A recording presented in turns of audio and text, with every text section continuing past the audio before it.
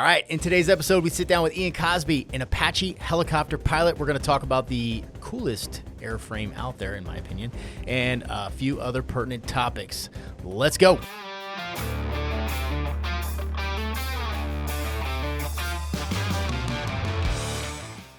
Welcome to the North Idaho Experience. This podcast is for the people of North Idaho and those who are North Idaho curious.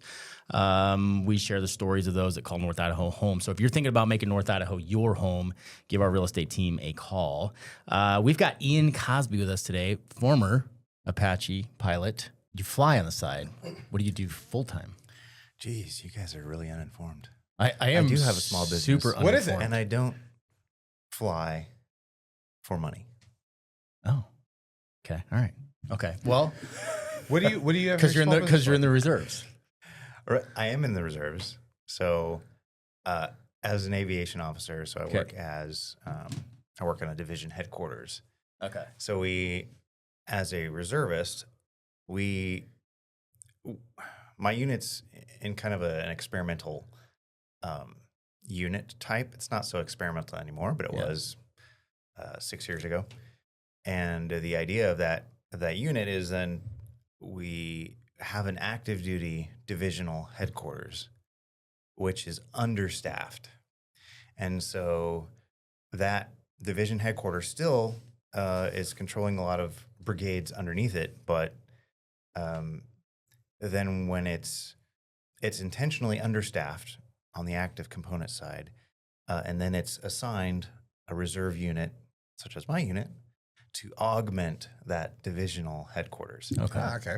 And the reason for that is to if we are called to large scale combat operations, we can now activate the reservists, have a fully staffed divisional headquarters, and we can deploy the division as the. Do you get to fly anymore? No. Oh No, it's is that a bummer? it is. Yeah. Like, could you, if you wanted to, take one up and just cruise around a little bit, or does it not work like that? It does not work like that because in the Army, you have currency requirements. I mean, it's on the civilian side too. They have. So you can't just go to the board, take the keys off the wall. No. Oh, honestly, no. Bummer. Yeah, because each unit, whenever you go to a different unit, you have to be introduced to the unit. You have to fly with the instructor pilots. They have to evaluate your skills. You kind of have to re-progress in each unit that you go to. I mean, you still got the wings, right? I do, yeah. You could. I could go to you another could unit, fly. progress, and continue flying. All right, but how much air time do you have? I don't know how these things are measured. Hours. You got some hours in a Apache? Oh, yeah, sure. So not as much as like a warrant officer because I went to the commission side, so focused more on the leadership side.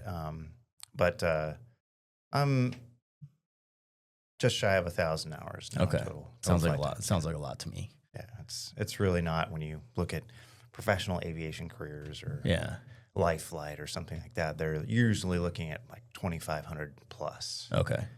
And I know there's some guys. So we met at the Patriot Pour, which is a weekly coffee event in Coeur d'Alene, North Idaho, for veterans and first responders.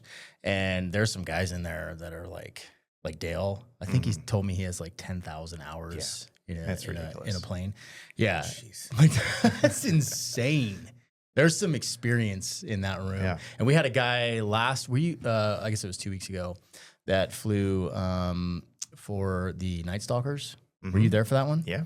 Yeah. I know him. Totally unassuming guy. And he starts talking about, like his career. He started in Vietnam and then progressed on. And I don't know anything about anything, but I've heard of the Night Stalkers. And, when you're like, oh, like that's pretty impressive. I imagine that takes a lot to get there. So it does. The point I was making is that there's so much experience in that room when you get these guys together, and you just never know. The most unassuming guy, might have been a Green Beret. Who knows? And it's like, oh, it's pretty freaking cool. So it's pretty neat for especially for aviation. You see, I laugh. I got a client. He's becoming a friend of mine. His name's Kurt. He flies for Alaska, and Kurt's.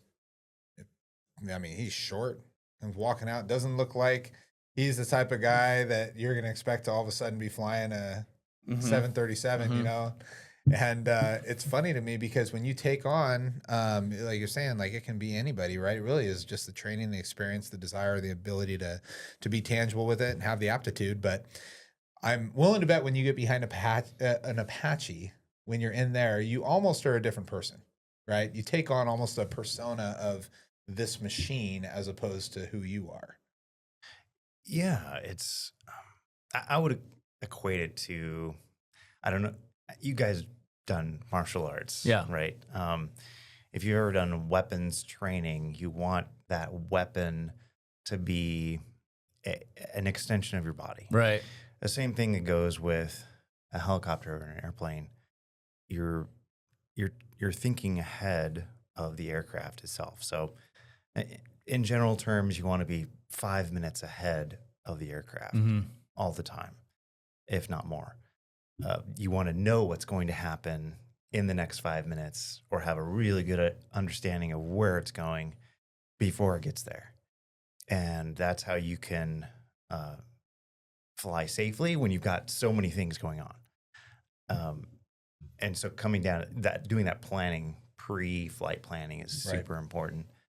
And anyway, so in the Apache, you got a lot of things going on, right? You've got 2 FM radios, you've got a VHF, you've got a UHF, you've got a SATCOM, you've got another Blue Force tracking kind of system where you can text back and forth to higher headquarters. And we used to have an HF radio too.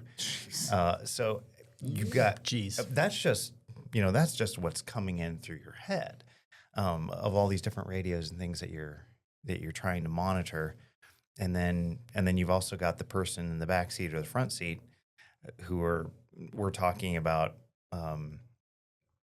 flight paths and targets. And so, yeah, there's a lot going on. And so that kind of goes back to where we started was, can you just grab the keys and go for a flight? Only if that's going to be your last flight.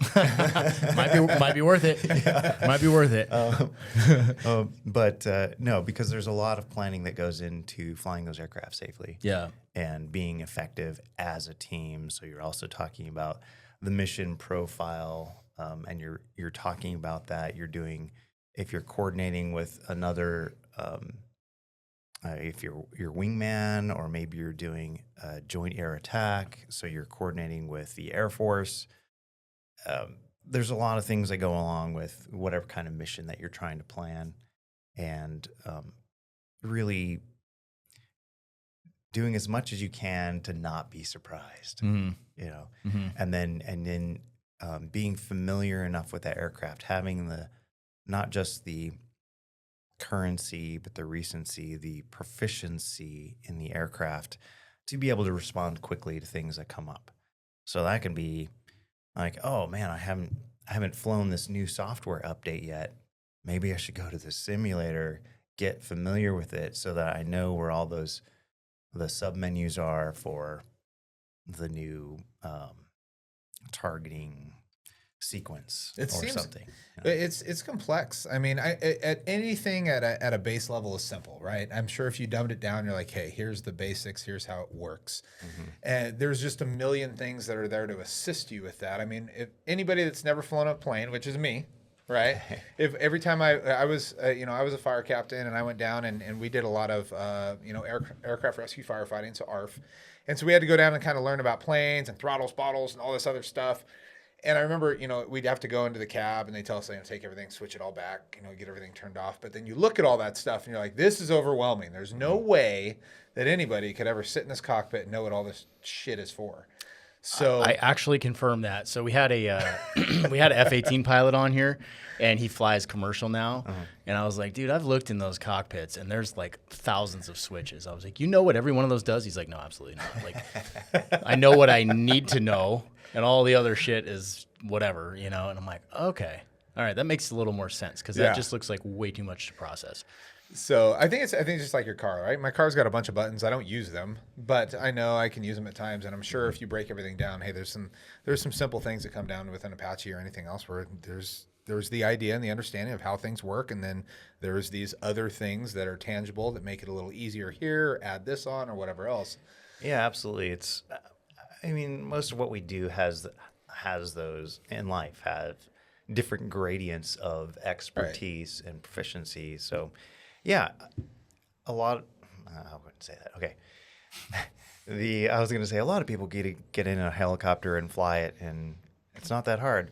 I don't think it's a lot. It is hard, and you're right. There's not everybody can do it, because you could take a helicopter trained pilot, especially one if they've flown helicopters that have wheels.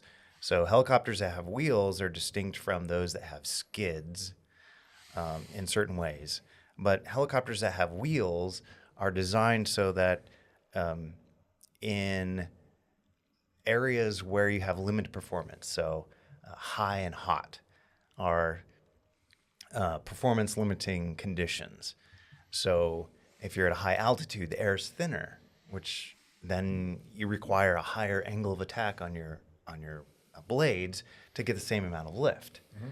But that creates more friction, so it's harder for the engines you have to have more power to be able to do that.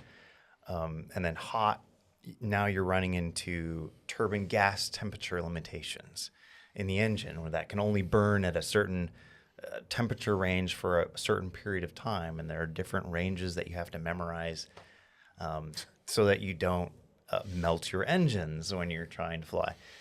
So those are kind of like the subtleties that a lot of people don't think about, but it's like, hey, I can only run my engine at red line for so long before something gives, right?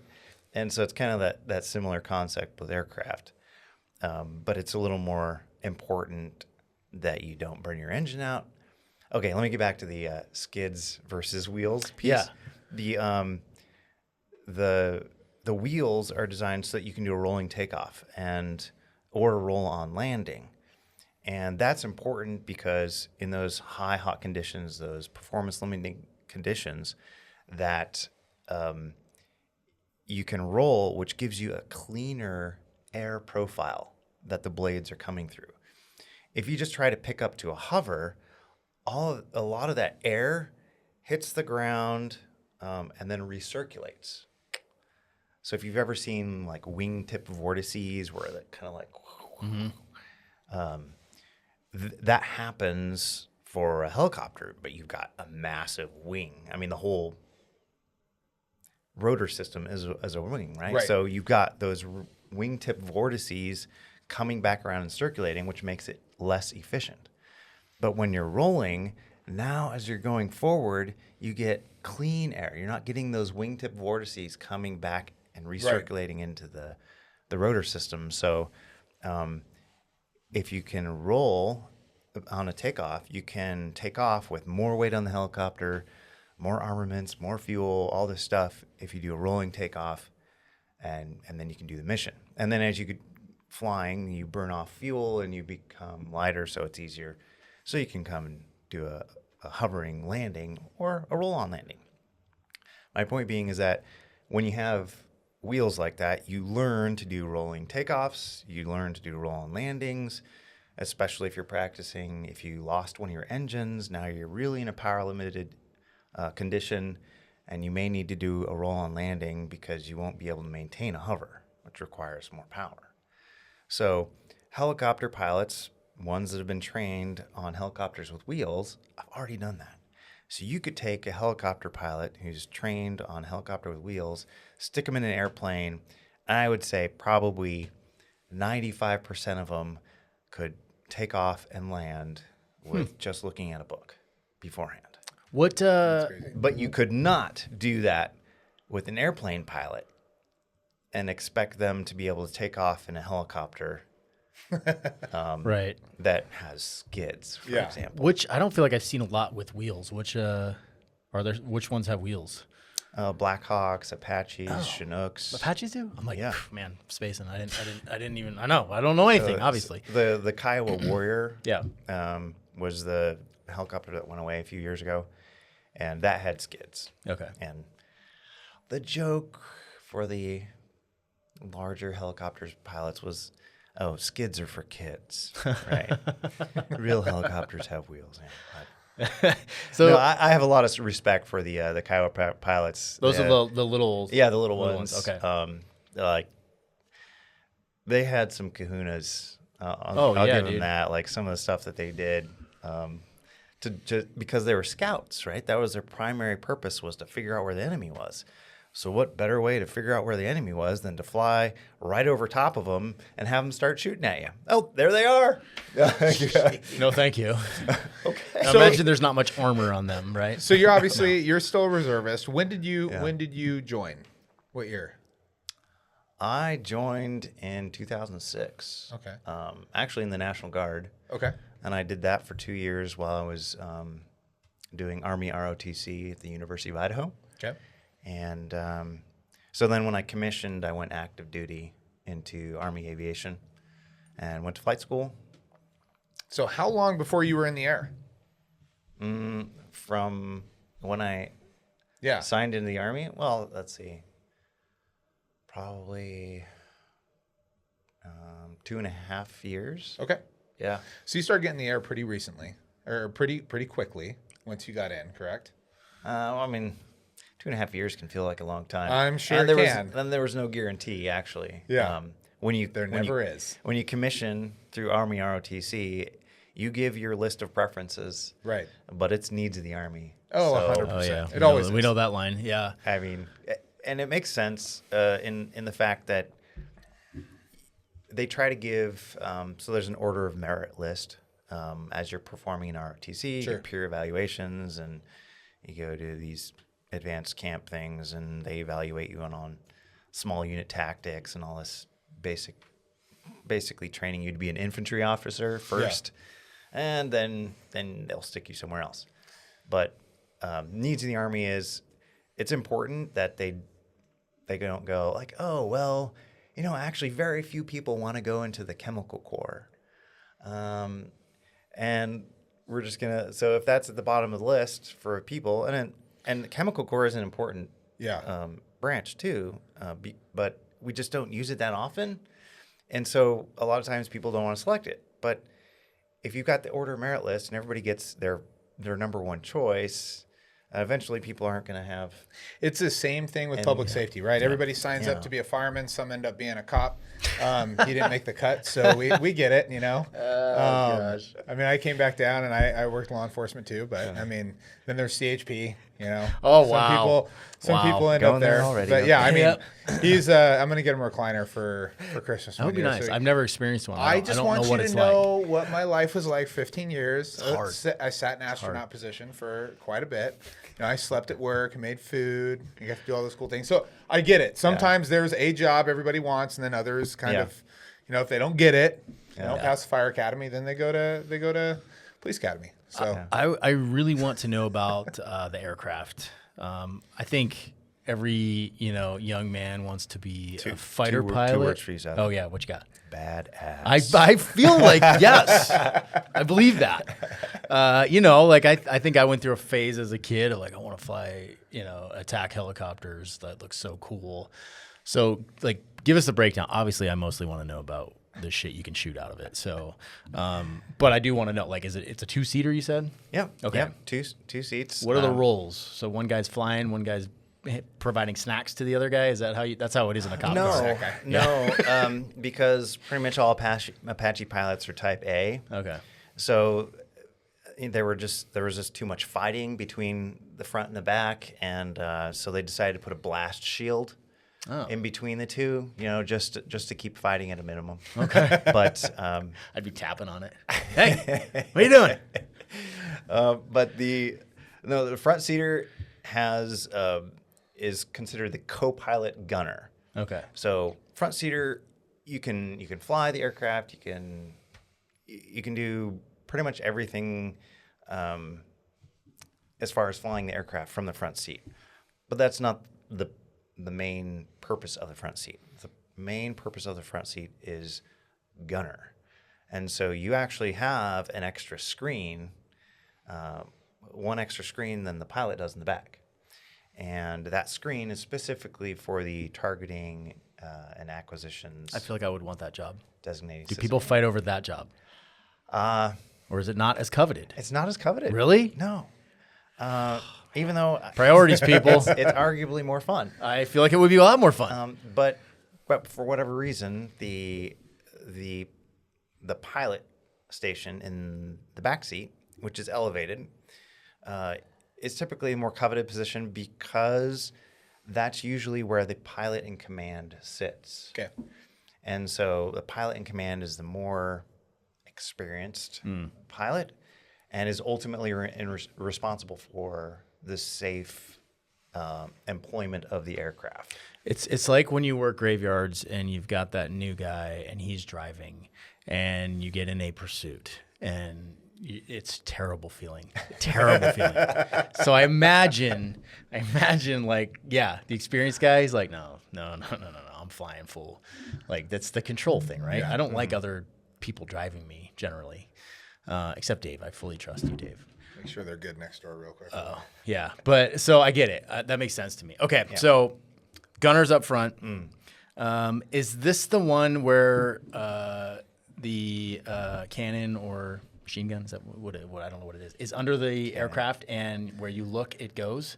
Yes. Tell me about that. Okay. Oh, yeah. I want one. So it's a 30 millimeter. Oh, that's no joke. Yeah. Okay. Cannon. So it's, I mean, you got some pretty decent sized diameter rounds coming out, and it typically fires high explosive dual purpose rounds. I'm sweating right now. I'm getting so excited. Which are pretty fun for the on the end that I'm at, releasing them. Yep. And when they the idea is that they can the dual purpose is that they fragment when they hit the ground, but they also have armor penetrating capability. So 2 inches of armor is the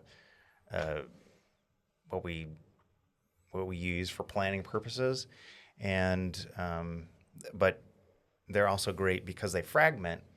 They have that explosive component to them. They're also great at taking down soft targets as well. Ooh, that would be wild. So, okay. I have several questions. Yeah, we have a lot of questions here. Go ahead. I don't know how armored a tank is, but could you kill a tank with it? Obviously, it may depend on the tank. That's not the main purpose. Okay. Yeah. Okay. You have other shit for that. Yes. Okay. The Hellfire missile. Okay. Is wait, I don't want to get off the. I don't want to get off the cannon yet. Okay. Stay on the cannon. Okay.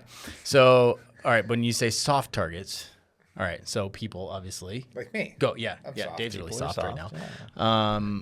Okay. So would that be the primary stuff like that? Small buildings, things like that. With the cannon, just whatever moves. Yeah, even armored personnel carriers, a lot of those are less than 2 inches.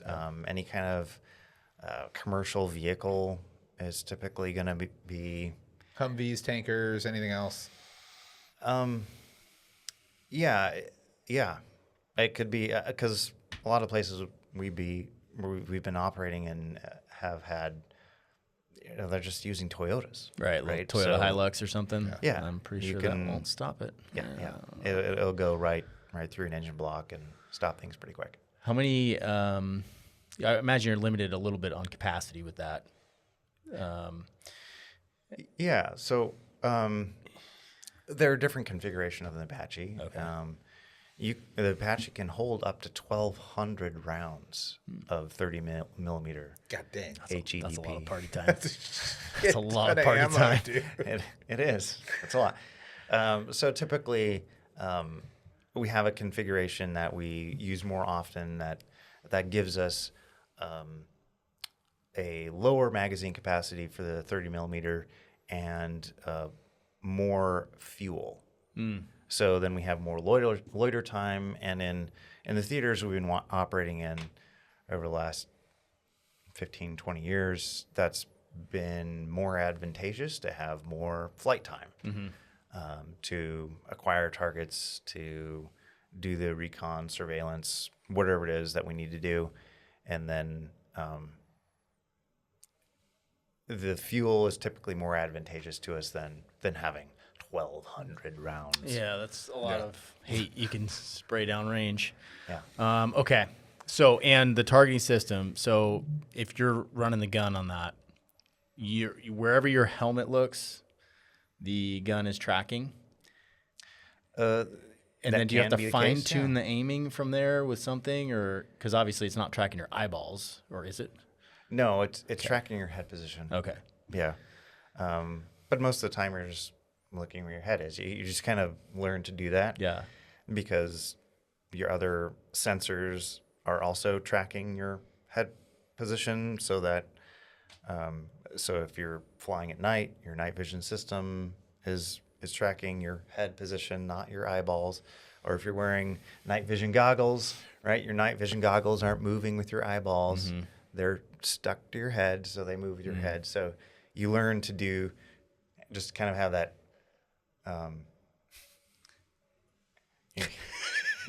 Like just bigger movements. I've overbuilt my traps. It's like how Dave turns his head. Yeah. Yeah.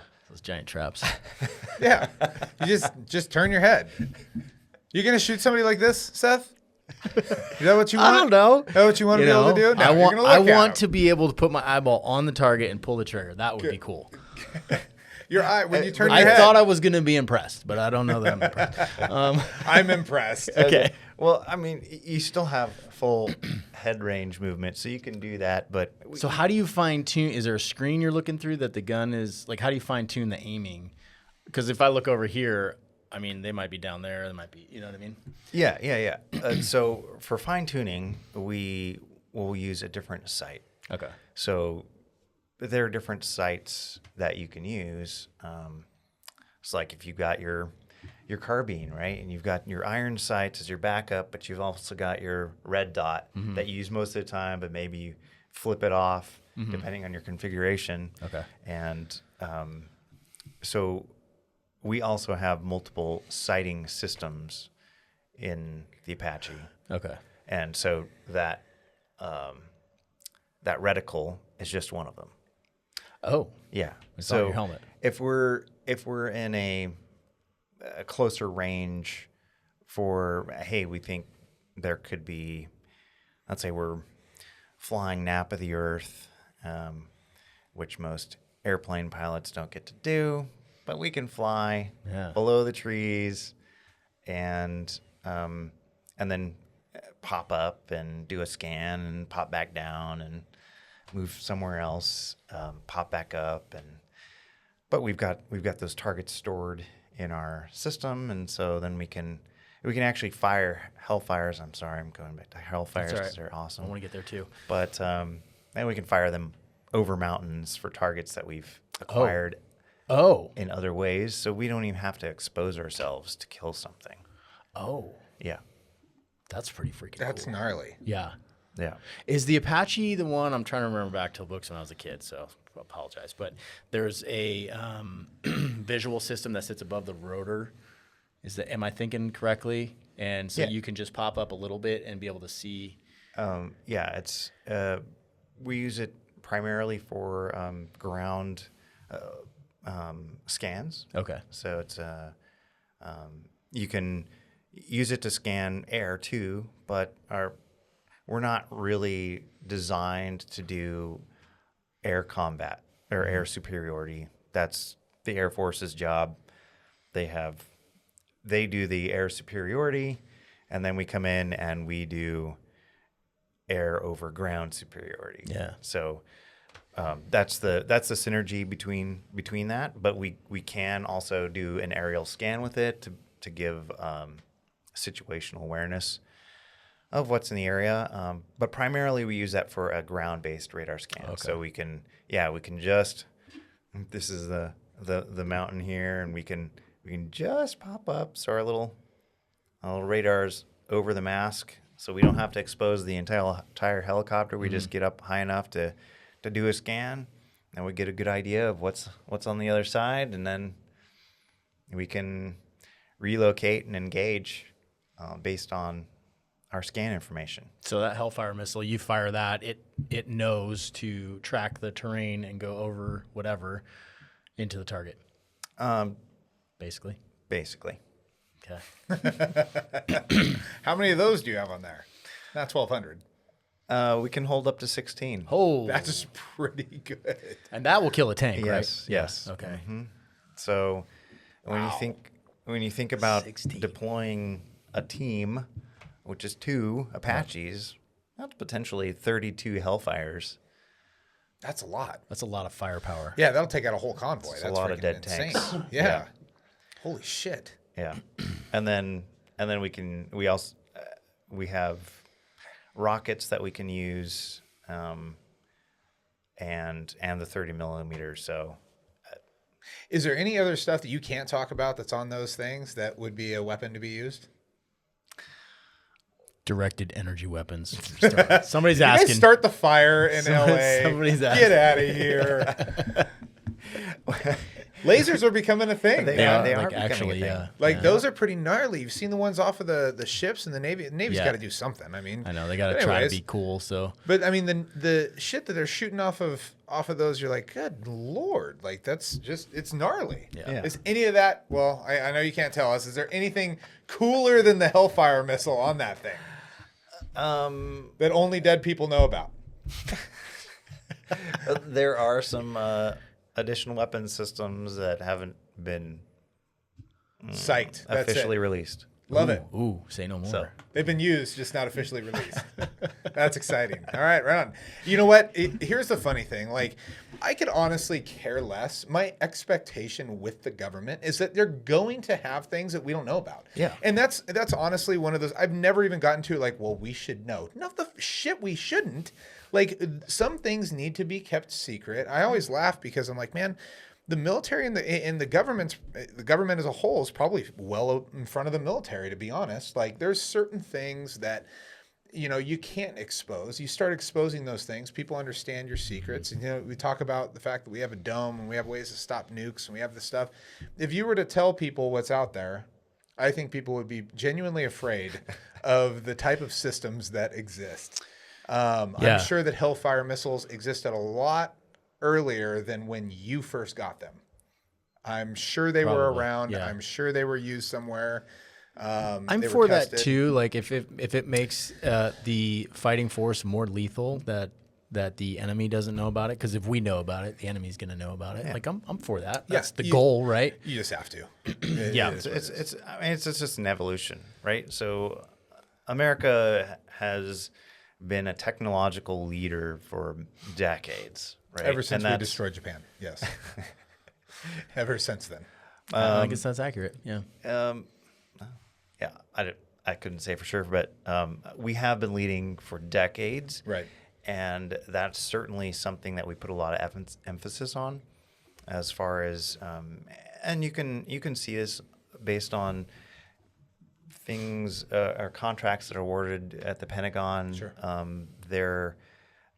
They're soliciting even smaller businesses to collaborate because, hey, this small company of 50 people has some really amazing scientists Yeah. that have been developing this material or this tracking system or some kind of thing that this other company that's 200,000 employees and Right. has billions of dollars of contracts that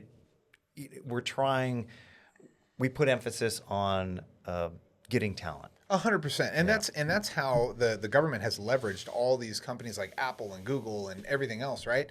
Because when you put it out there and you allow capitalism and you allow these corporations to grow and succeed, Yeah. and you just keep tabs on what they're developing, I mean, a lot of that stuff has been, however you want to say it, stolen by the government to say this is something that we see a huge benefit in. But that's how you do it. The government is only a very, very small portion. And it's like if the three of us in this room tried to come up with something, there's a lot of other smarter minds out there. You bring in more people. The government, I mean, they subsidize things like Apple and all these all sorts of stuff because they know there's a benefit in allowing those people to be good at what they do. And then it brings up the technology that they can use. So Yeah, it I makes think sense. It's critical that we keep that an open market and not allow the large companies to dominate always those government contracts. So I think it's really smart that that there are programs that are encouraging smaller businesses to apply for these things. Sure. That maybe, okay, you've got this technology you've been developing. Let's get you working with this other company who's got the manufacturing capability to scale this for us and make it a great thing. 100%. That's something that I think we do pretty well. Certainly always room for improvement. And that's one of the things I love. I think the more you get these smaller companies, you're probably less likely to get fraud and waste. I would think. You have big companies like, I don't know, who are some of the big ones? Raytheon or something that have been doing it for decades. And like they're so established, I feel like it's very likely that somebody's getting kickback somewhere, but you get a small company. I know a guy up here. I can't get him on the podcast. I tried, but he has a company that builds drones they're submersible drones. They will sail across the ocean to, I don't know how far they can go. I have no idea. And then when they get close to the target, they will They're probably transform. Yeah, they are solar. Transform is a bad word, but they will submerge and become a submersible, and then they can do spy shit or whatever they're doing. But that guy, like, he lives up here. It's interesting, right? Like these companies are out there with really cool technology. I know there's a drone company in Post Falls that is cutting edge. I haven't gotten any contacts there yet either, but it's cool to see small companies like that in an area like North Idaho doing their thing. Well, let's bring that up real quick. So Yeah. you said that you have a small business. Yeah. What is this? It's totally unrelated. That's fine, right? That's all right. Small business is the heart of this dual-purpose town. Hellfires or I'm interested. Do you make like braids or what? Like eyelashes for girls? Well, like I what just is cut it? my hair short every 10 years and then sell it. I would probably buy some. I haven't grown hair in years. So what is it that you do? What is your business? Health coaching. Health coaching. Yeah. Really? Yeah. The company is Strength in Balance LLC. Okay. And it's kind of morphed over the years, like most businesses do. Yeah. Started as a way of wanting to develop ways of improving mindset, improving performance, just in work and whatnot. And I started that in 2019 because 2019 was when I got out of active duty. So Okay. I started. Prior to that, I was like, "Oh, what do I want to do when I grow up?" You know. Yep. I know that feeling. And so I'm like, okay, I'm gonna have all this freedom, and I'm gonna need to pursue something. And so I just started deep diving into all these different things of self improvement and a mindset and building wealth and building health, how to overcome ADHD naturally without drugs, you know, because that's something that I've struggled with. Yeah. My whole life without even knowing it until later. And but that's part of what made me a good Apache pilot. Yeah. Oh, for sure. It was like, oh, this is happening. This is happening. This is happening. I love this. I think it is a superpower. I feel like a lot of guys from our generation, you know, before getting diagnosed with it was cool, and before people got on medication, that's just how you were, and it is 100% a superpower. Well, you know, the thing is when you diagnose something, people look at it as a negative thing, right? Oh, I've been diagnosed with this because you associate it with all this negative stuff. I'll be in a class and I'll be on my computer typing something. He laughs because I'll be listening to somebody and I'll be typing something else. And some people are like, you're not paying attention. But like, actually, this is how I pay attention. If you want me to stop and listen to you, I'm not going to hear a damn word that comes out of your mouth. But if you let me text, if you let me do my thing, if you let me draw, if you let me do my other stuff, I'll pick up 90% of the shit you're throwing down. But you will lose me because I've grown up in a society, just like being an Apache pilot, right? Where you have all these different things coming at you at once. And then you want me to focus on one thing. It doesn't make sense to my brain. Yeah, I'm thinking back to when Kara came out for that day, and so we hired her to kind of talk us through some bigger projects that we had going on. And she shows up with like fidget spinners and shit. I'm like, She did. that's dumb. And then all of a sudden we're all like, Yeah, all she day. had us nailed, dude. Every one of us. Damn you, Eric and I Kara. got it down, and I'm timing it while I'm listening to her to see who can make it go the longest. That's the world I've grown up in. Like, there's too much stuff coming. There's too much input, and that's the only way for me to take it is my body processes it that way. So I believe you that probably isn't a tribute to flying a helicopter because it's not normal. Nothing. You got freaking temperature changes, and you got weather, and you got somebody shooting at you, and you're trying to acquire something, trying to intake everything. Like if you can't do all that at once, ADHD is a superpower. It is a superpower, and maybe that's just some of the career fields we come from, where we're so used to that information coming. Like, right, you're driving a police car at 120 miles an hour, you got a radio going, you're texting someone, and you're looking at your MDT or whatever, and that's completely normal, but it's really not normal, right, for a normal human being. But like we're so used to doing that and functioning with so many different things. Knock on wood, dude. I've never been in an accident. As a cop, as a fireman, as just a civilian, I've never been in an accident. And my daughter constantly, she's like, dude, you're such a distracted driver. And I'm like, you know what? Yeah, it comes from that. I go, it's not good, but when you're trying to rack a rifle, when you're trying to read info this big on an MDT that's freaking 30 feet away from you in the car, that dispatch is putting out a description of a subject, and you're trying to listen to your partner over here, and you're trying to drive, and you're going code, I'm like, and you got your knees, that's the only thing. And you're texting your wife. Hey, I'm going to be late for dinner. Yeah, all good. There's a lot. Yeah. There's a lot, for sure. And part of pilot training is we learn to do scans, right? So we look at things that could cause accidents, and so we look at visual illusions and other things, and one of them is target fixation. And so getting too focused on one thing, that you allow other things to like start going off until they're, oh shoot, now I have to make a drastic movement to recover. When you've got heading information showing up in your eyeball, you've got the actual horizon, you've got power settings and torque values and target information all like being shown in your right eyeball, along with the 3 other screens that you're monitoring and the 5 radios. But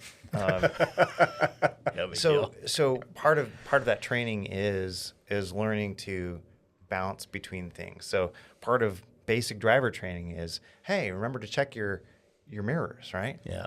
Yeah. So you see who's coming up on you, what's on your left and what's on your right. Safety bubble. Looking ahead, looking short, and so there's like scanning techniques that you use so that you're not getting stuck just looking outside. You're not getting stuck just looking inside. You're bouncing between these things in a deliberate method to maintain safety in what would be a high risk environment. And special operations, they're operating in even higher risk environments than we'll say an typical Apache mission. And so what do they do to mitigate that risk? They do rehearsals, more rehearsals. Yeah. They work really hard to make difficult things normal.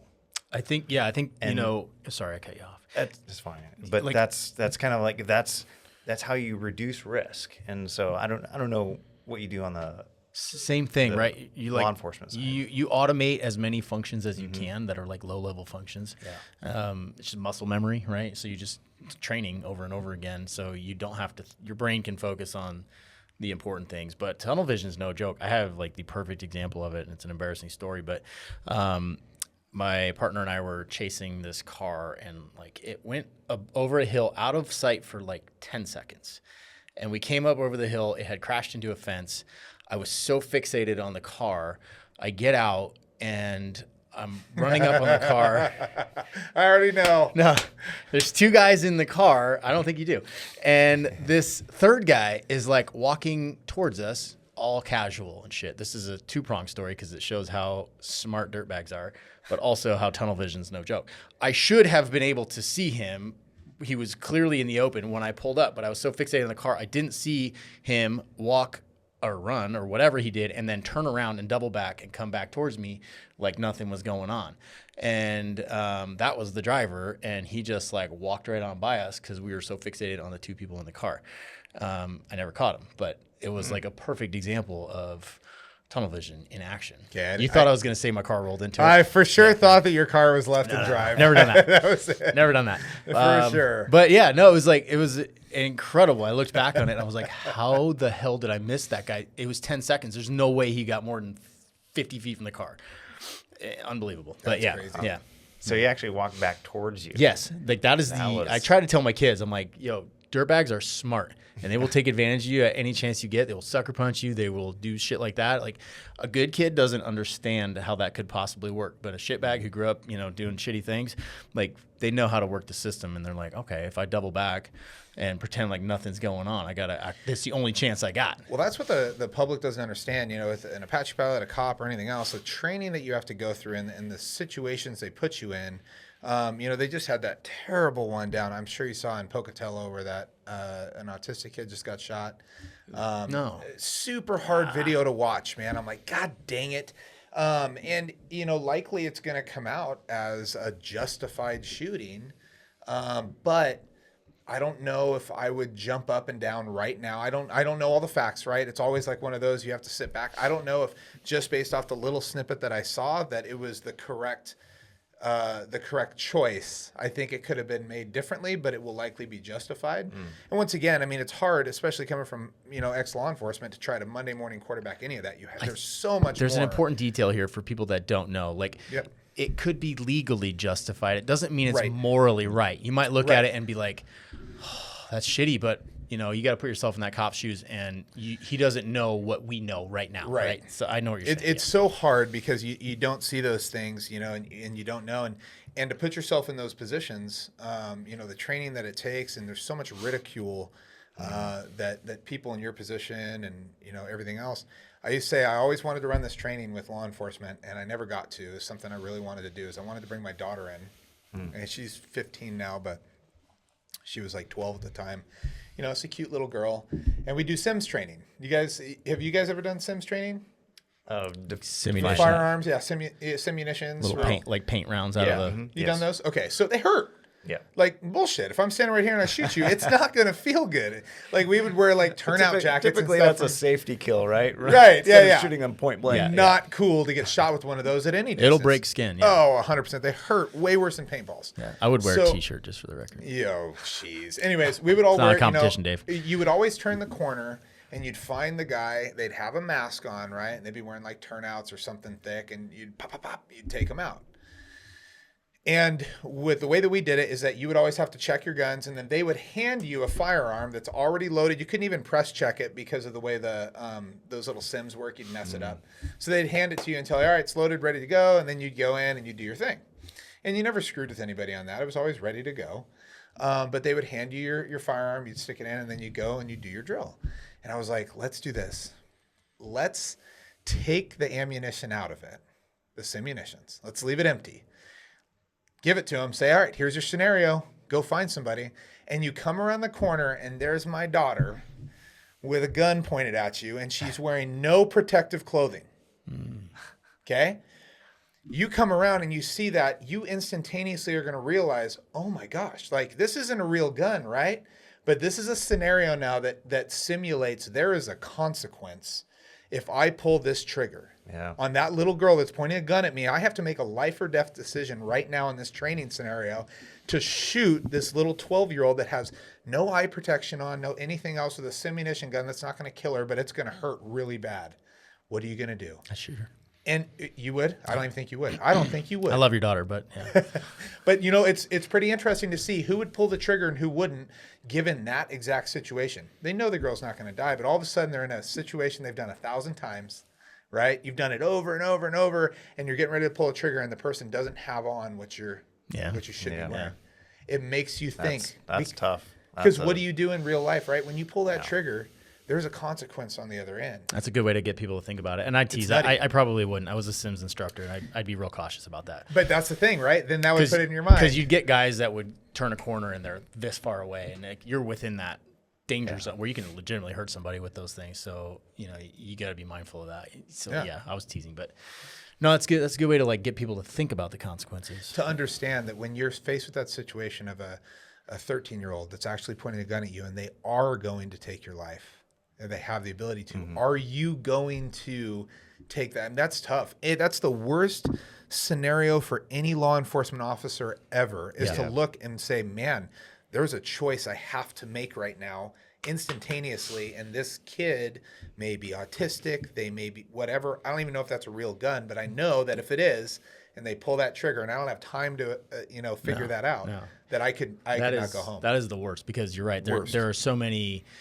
airsoft guns that look exactly like a real gun. Like, you just don't know. And how many times did you see like the bulletins come out where someone has made a gun that is the same color as a water gun or whatever, but it's a 12 gauge, and like, so you get that in your head and you're like, oh shit, I don't even know now. Well, then you had gangs down in Southern California that were painting the tips of their real guns orange. There you go. See, damn it, just to get that little pause right from you would like, you'd get the drop on somebody because they'd be like, oh shit, like that's not real. That's a fake gun. No, it's not. That's why if you ever get in a life or death fight with someone that does jujitsu, and they got you in a bad spot, tap. No, tap, and they'll let go. It's muscle memory. They'll let go and then take advantage and beat the shit out of them. But that's a great way. I know. I've thought about this a lot. Pretty unlikely, because people that train martial arts are generally not a-holes like that, but it happens, Well, sometimes. they have respect for it, right? They understand the dangers some of people learn shit in prison and then they want to do bad stuff, but just tap. I think that probably only work once on that one person. time. That's all you need. Yeah. That's all you need. It's going to get you out of that bad spot, and then you turn it on. I would like to add something to that scenario, because that scenario, like coming around, seeing a youth with a gun, that's super tough. And sometimes you have similar scenarios like that in the military, and there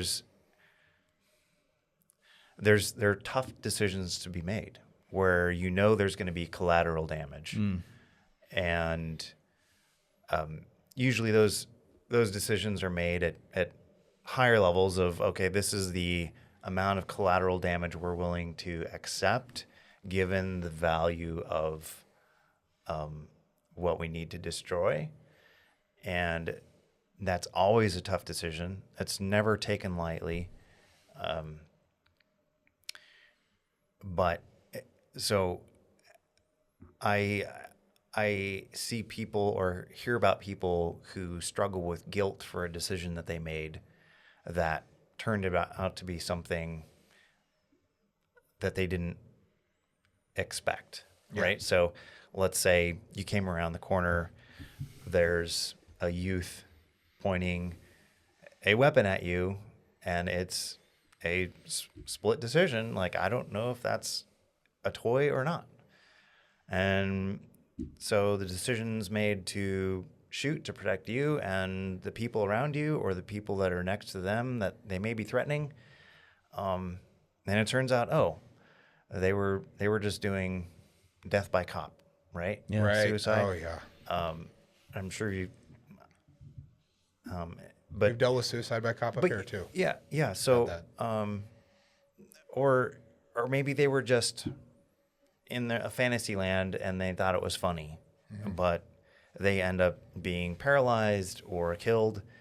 But as leaders, as just people with entrusted with responsibility. So anytime we carry, right, we're carrying, a firearm.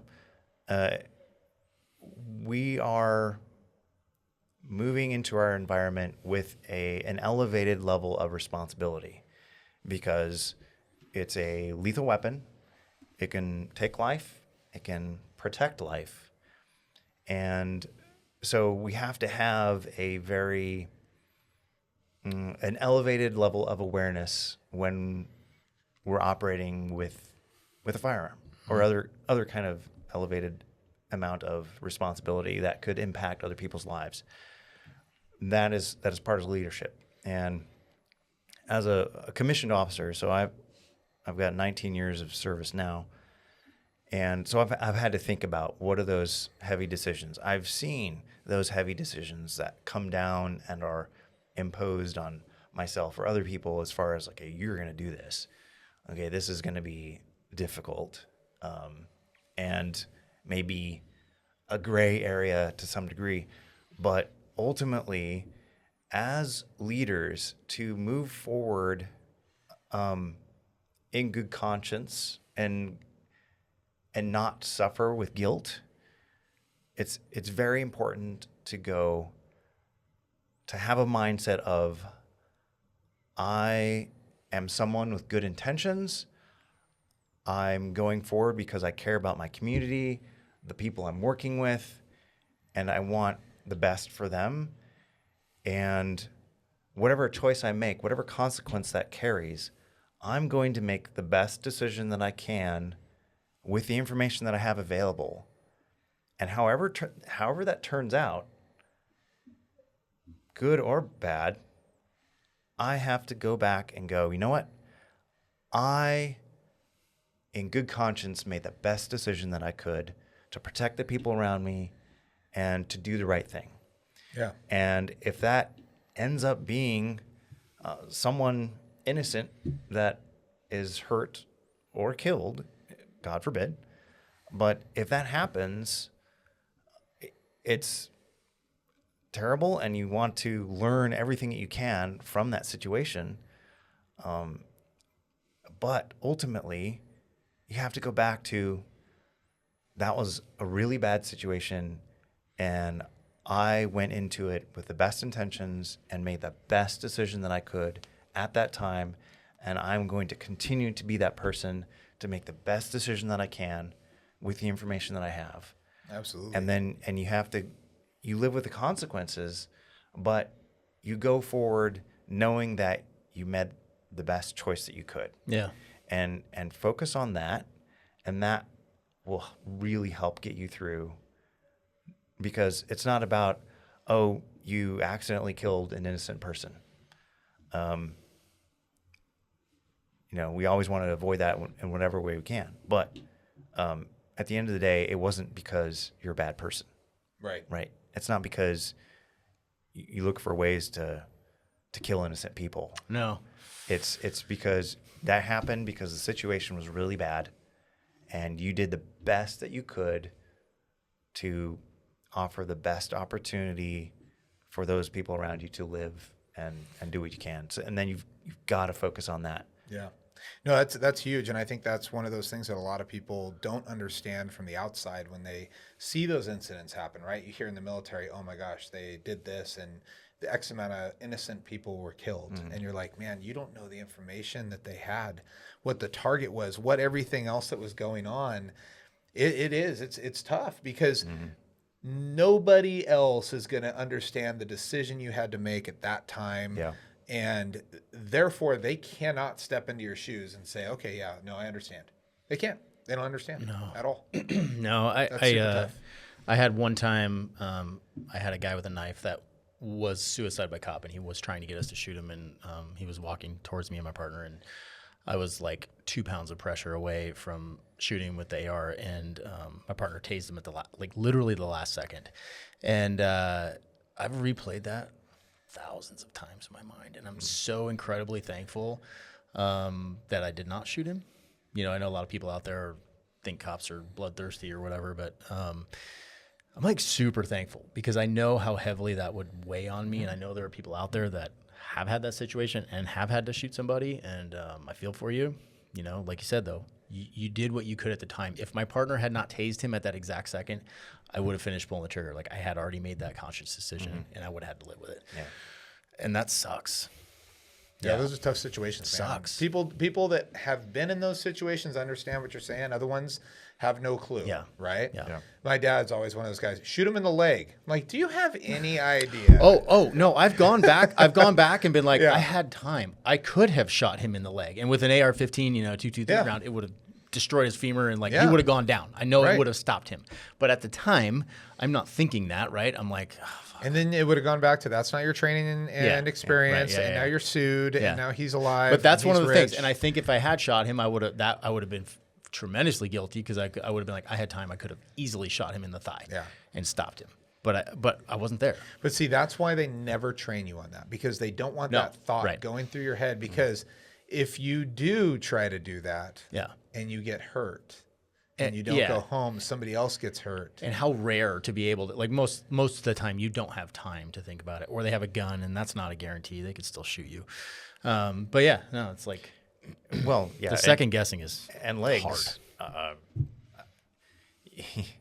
I mean, legs are moving too. They're a moving target that it's going to be a lot harder. True. To hit. And you can maybe graze his leg and not destroy the femur, and that's enough for him to lunge and still attack you. That's the right? exact argument So- I used during the George Floyd riots when I shot Antifa guys in the dick with the less lethal, because those legs that I was aiming for the thigh, they're moving, very hard target to hit. People all of a No sudden, regret. they don't have any faith in you as an officer, but they have the faith in you that you can graze a kneecap and put somebody down. yeah, like, sure. what in the hell? Just shoot the gun out of his hand. What is it? I don't know what the statistic is, but the statistic of accuracy in an actual shooting has got to be well below 70, 50%. Atrocious, yeah. It's got to be terrible. Below that, I'm sure. So it's not like... Because your heart rate's through the roof. Right. And the fact that people are like, oh, you should have the wherewithal to... Are you kidding? Well, look at all your targets. All your targets you hit. Yes. Out at the range at Fernan, it's right on. It was awesome. It was nice 70 degrees, sunny. Had my new shoes Heart on. rate's 90, not 180. They made us do 4 push-ups before we did that so we get the blood flowing. Yeah, I was dead on that day. One of the things we did in ROTC was we had a little pellet gun range. No, there were 22s in the basement of the building that we did a lot of our training in. But it also had a point. I think it was 3 stories up.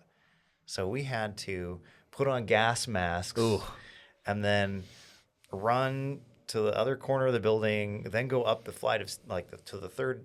I think it was the 3rd floor. Grab the ammo, run back down, back over, and then chamber up, and then shoot these targets. And so, it's tough. 1, your heart rate's way up because you're trying to beat the other teams. Yep.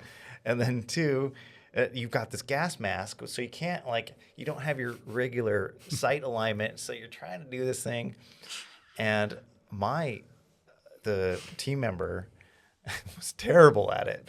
And I had done a lot more shooting than he had before coming into ROTC, and I was a little bit older, and so I kind of understood the games a little bit more. So I was calmer, and he missed all of his targets. I was like, dude, let me take your shots. He's like, okay. And so then I was able to put rounds on target and get some points, but he missed them all. Yeah, that's it funny. wasn't. I mean, they weren't moving targets, but we had elevated heart rates and an obscured kind of sight picture. Changes It everything. changes, yeah, and you can overcome that with enough training.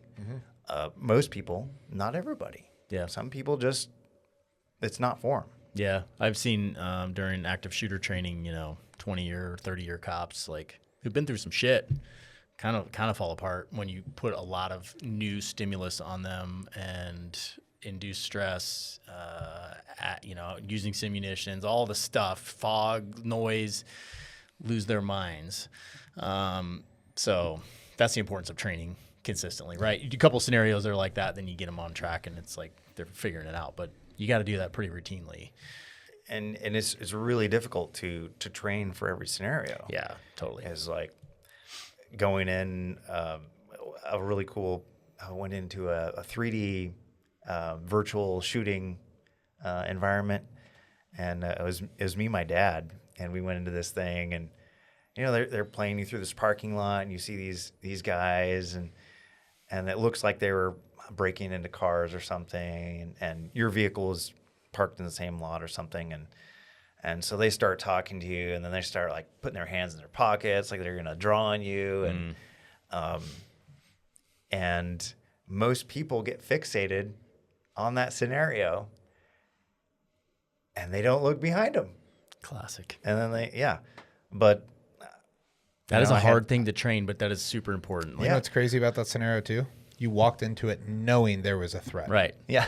Right. Not walking to Walmart normally, not knowing there's going to be a threat. You walked into that today going, I'm going to go defeat this threat. This Your mindset was already tweaked. Right. Yeah. And you still did not look behind. And part of it was just like, okay, people go in there like, okay, I'm going to defeat this threat. Okay, there's the threat. Okay, I've got him. I'm going to draw faster than they do, you know. But then you get focused on that point of the scenario and forget to look behind you. But I was growing up with a little more like a situational awareness as far as small unit tactics and go, and so I was keeping my head on a swivel and caught the guy coming up behind us, and was able to take him down before things got out of hand. So yeah, the sim operator was like, "Wow, good job on that one." Like most people get shot in the back of the head, but where I failed in that scenario was we were going through a building to kind of get up to that, I guess a roof level parking or something like that, and people were like popping out and were afraid and running, and some guy popped out of a door and pulled out of his pocket. I'm like, oh, bam, shot him, and it was a cell phone. Classic. Yep, cell phone. Yep. So I shot a guy pulling out, like he just kind of appeared, pulled out a cell phone out of his pocket, and it looked like he was. My biggest fear, and this is something for any of you that carry in North Idaho or you do carry, this is a responsibility we all got to be very careful with, is not shooting the wrong person. Oh, yeah. I have such a fear of the Walmart scenario, right? Somebody comes in, they go to stab somebody, hurt somebody. I see it. I recognize the threat. And we're going to make this one crystal clear, right? They pull out a knife and they're running after somebody, and I go, okay, obviously a threat. Crystal clear for me. There's only one person. Boom, I shoot. And the guy down this aisle, all he sees is me draw my weapon and shoot somebody. And next thing you know, I'm taking bullets on the side. It is so likely. Yeah. So It's likely. scary. It is. It's honestly one of those where I've thought of where once the threat's eliminated, I'm dropping my gun. Yes. And just like, I don't even want people, it freaks me out. That's what I'm afraid of. Yeah. It is so extremely possible. I mean, even trained cops will make that mistake, right? All the time. So you got, not picking on women, but you got soccer mom here that never trains with her gun, but she has one in her purse and she's maybe a little high strung. And that exact scenario, all she sees is a dude with a gun, not knowing that you are resolving a deadly situation over here, and now she's popping rounds at you, and then, That is my biggest fear. Yeah, is so getting shot by another lawful citizen. It would take because I a lot for me to pull my gun out just because of that. Oh yeah. Even same thing. Cops show up and you're in the middle of that. Like they're not gonna necessarily be able to assess the whole situation. Once the situation's done, dude, my gun's on the ground. Yeah. I'm like, I don't want. Yeah, I'm keeping it in A close. guy like you comes up and's like, get down. I'm like, all right, go ahead, man. I'll just freaking sit here. I'll get it all sorted out.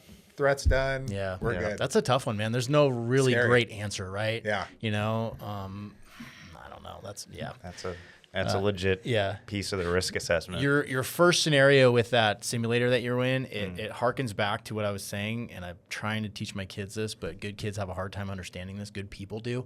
Dirtbags are really good at deception and seizing the advantage. Like they grow up in that world where they have to live like that, and I feel like good people don't necessarily because we care about each other. But man, that's exactly right. You're in a situation. I've seen this. I was a bouncer for a long time, and this was super common at the bar. So like my head. He likes to talk about it. He also does CrossFit, by the way. I do. Yeah. No. Go ahead. All right. So bouncer CrossFit. Cold plunges. Yeah, and cold plunges. Thank you. That's number one. But no, like 100%. You get fixated on this thing, and there's a fight right here. I got my nose broke, but doing that exact thing, dealing with one person. Divided attention, whatever. That's why it looks that way. Yeah, it's been broken. Jacked up nose. It's been broken at That's least why I 3 hate when times. people are like, "Oh, dude, I saw you on the North Idaho Experience," and I'm like, "Oh yeah," and they show me and like, "Oh, that's not you." I'm like, "You thought that was me?" Got like crooked nose, like jacked up. That was ears. not me. Yeah. I got a nice nose. I'm sorry, Seth. It's okay. No, it's No, it's it's a all right. badge. It's a badge of honor for We're me. honest on here. But yeah, like it's important to understand that. It's a lesson I've been trying to teach my kids, but it's so hard to teach them. Like they don't. So what part of that scenario? So you lost. I was totally distracted by your nose. Yeah.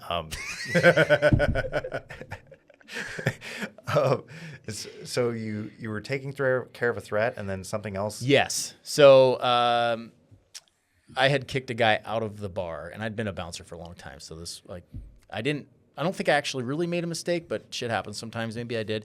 And he appeared to be code 4. So he was very calm, like, I'm good. And another fight happened behind me. I turned my back on him. Once again, shitbags are very good at deception. And he threw a punch like kind of over my shoulder, broke my nose. I fell down and hit my head on the ground. I had a seizure. Thankfully, there was another bouncer there that saved me. But that scenario exactly like is burned into my brain of, pay attention to everything around you all the time. That perceived compliance, right? I perceived that guy to be compliant. This is a thing that gets cops killed sometimes and something I was super aware of on the job. That person is completely fine, but they're still a threat potentially, right? And I turn my back and whatever. Yeah. Shitty situation. That's why I'm half retarded, Dave. Perfect. Shit. We are getting over on time. Okay. We better call it. Dave and I gotta go to work. Ian Cosby, thank you, bro. Yeah. We covered a lot of shit today, and that was really cool hearing about the Apache. We didn't even really dip into health. So. I know we didn't, but we mentioned it. We'll have to do it again sometime. But thank you for talking about Apaches. Like I said, I think most kids grow up and are like, "That's super cool. I want to do that," and we don't get a chance to. But here we go. We get a guy that did. Yeah. Good Appreciate stuff. you, man. Yeah. Thanks, brother. Thank you, Ian. Thank you. All right. Later.